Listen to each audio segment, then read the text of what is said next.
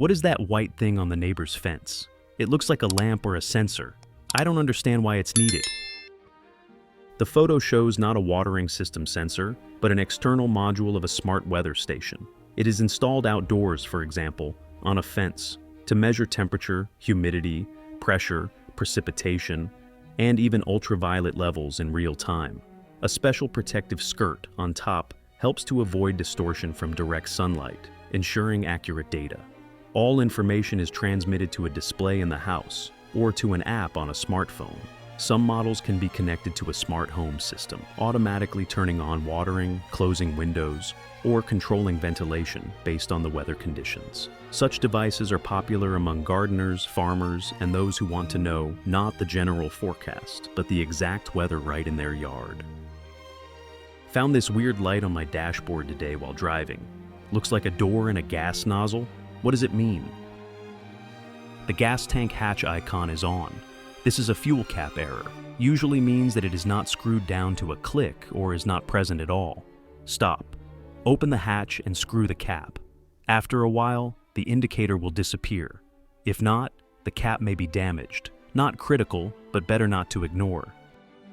Found this little red thing when moving house, about the size of a lighter. Looks like something from the kitchen. It says OXO, but I can't figure out what it's for. It compresses, clicks, has an internal spring, and some sort of teeth. Does anyone know what it is? The photo shows a compact kitchen clip from the OXO brand. Its purpose is to tightly seal bags of bread, frozen products, or loose goods. When compressed, the spring mechanism opens the jaws to allow the edge of the bag to be inserted, and then securely locks it in place.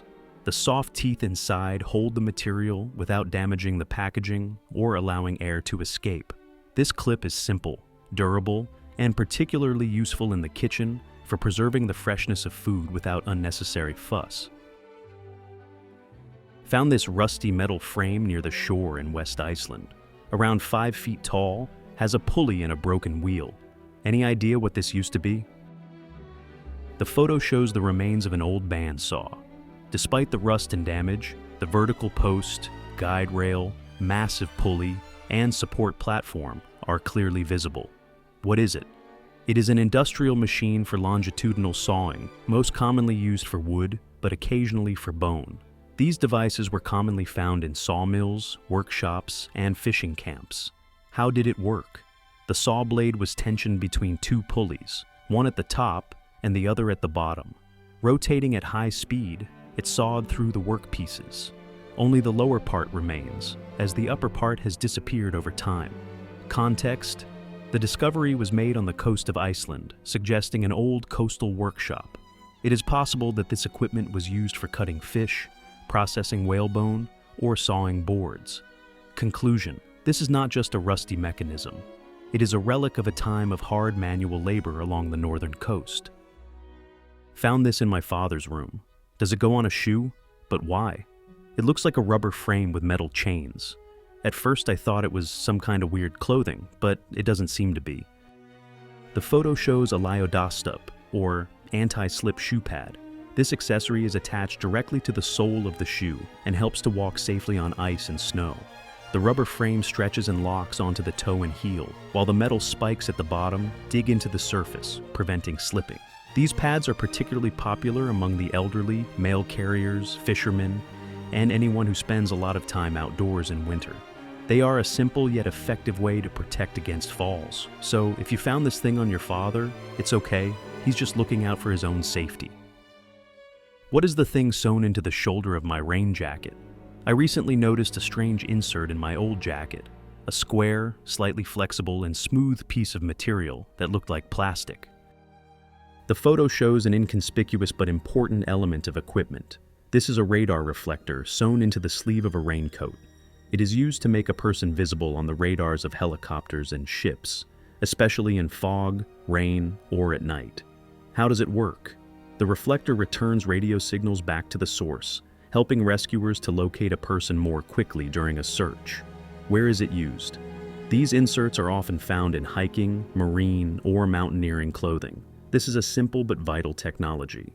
Conclusion: this is not a strange detail, but a useful safety element. a sign of good, reliable equipment. Found this strange indentation in the wall, right above the baseboard. There are some all over the house. Doesn't look like a vent or a cabinet. What could it be? Has anyone encountered this? The photo shows a small niche at the bottom of the wall. Now it seems like a strange detail of the interior, but it used to play an important role. This is the place for a wall-mounted gas burner. At the beginning of the 20th century, such burners were used for heating houses, before the advent of radiators and modern systems. They were installed directly into the walls and connected to the gas. The flame was open and the design was compact and efficient. They were especially often placed in bathrooms, bedrooms, and corridors. Over time, these heaters fell out of use, but the niches remained. Sometimes they were filled in, but more often they were left as a quiet reminder of the past. This is not a construction flaw or a strange design. It is a relic of an era when heat was generated in a different way. An old man in Germany gave me these metal badges with cities on them and told me I should visit each one. What are they even? Do they have a meaning, or are they just souvenirs? The photo shows collectible metal medallions that tourists traditionally attach to their trekking poles in Germany and neighboring countries. Each medallion represents a specific location, such as a city, region, or mountain peak. These medallions are known as Stocknagel, and their history dates back to the 1930s, when the Volkswandern movement emerged. Travelers began adorning their trekking poles with medallions to commemorate their journeys. These medallions were often produced for festivals and hiking events. If you receive such a collection, it is not just a gift, but an invitation to walk the same paths. For many, a cane with medallions becomes a metal diary, where each mark tells a personal story. These are not just ornaments, but a part of cultural tradition and a symbol of travel. Found these tiny black dots along the edge of a bus window. They fade into smaller ones. Any idea what they're for?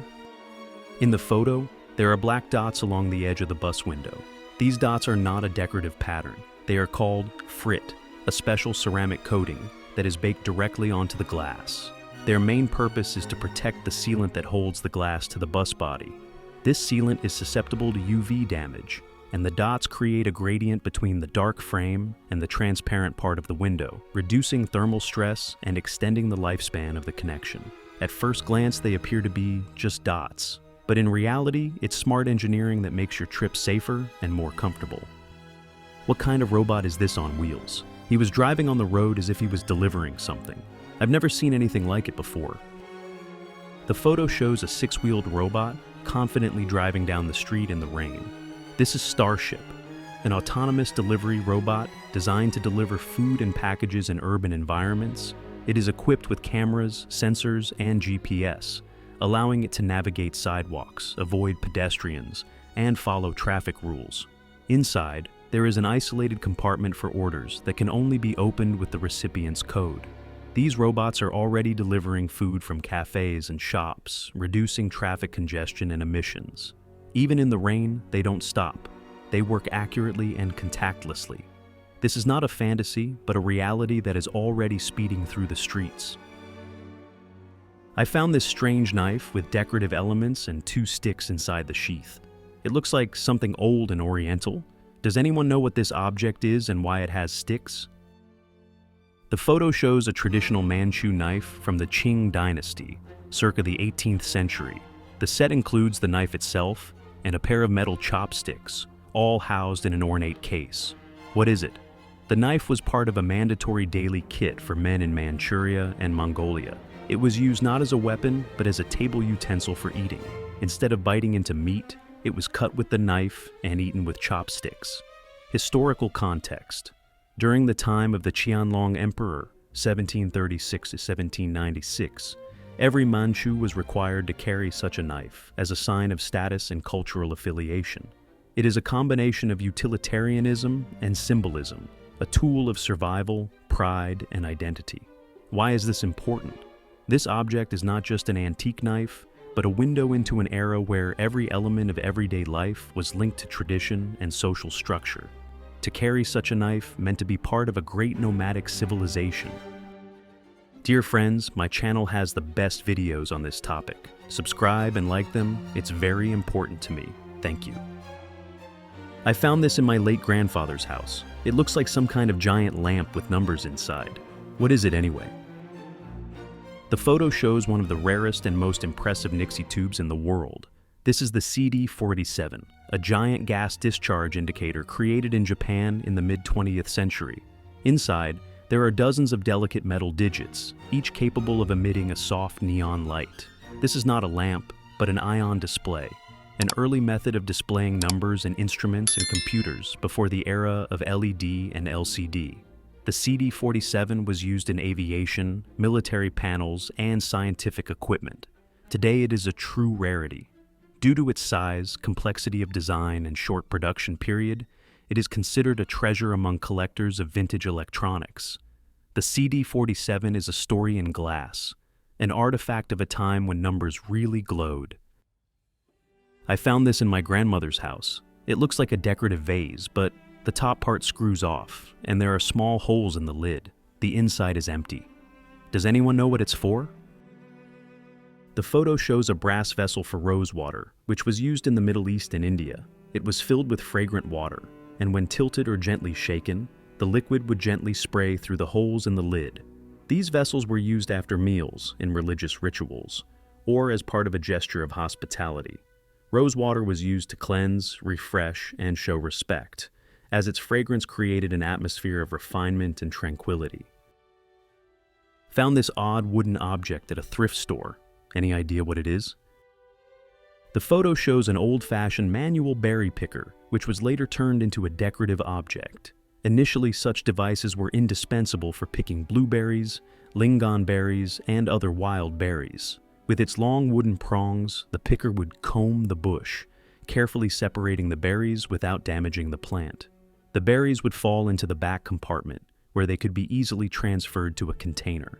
The design was simple yet ingenious, offering a compact, lightweight, and convenient solution for field harvesting.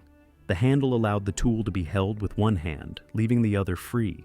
These harvesters were used in Northern Europe, Canada, Russia, and Scandinavia, where wild berries are an important part of culture and diet. However, in this case, the device has been reimagined. Someone has installed glass vials, turning it into a tabletop vase or a vintage interior design element.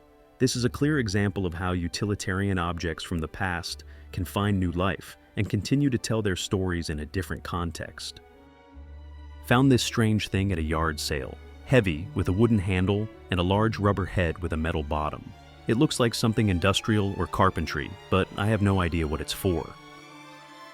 This strange object is a heavy wooden hammer with a rubber head and a metal base. It was used in workshops for powerful but gentle blows, allowing for precise fitting without causing scratches or dents. It was commonly used by carpenters, locksmiths, and bodybuilders, particularly for assembly, fitting, or alignment tasks. The rubber head provided a soft impact, while the metal core added momentum and strength. The wooden handle was comfortable to hold, allowing for precise control. Today these tools are rare, but they are still valued for their reliability, simplicity, and effectiveness. Found this heavy thing in an old hangar, weighs about 40 pounds, looks like a huge lens in a metal cylinder, about 15 inches high and 10 inches in diameter. There are glass elements at the ends, but it doesn't magnify anything. It looks like it was part of some kind of machinery, but I don't understand what it was used for. Has anyone encountered something like this? This is a massive aerial lens from the Cold War era.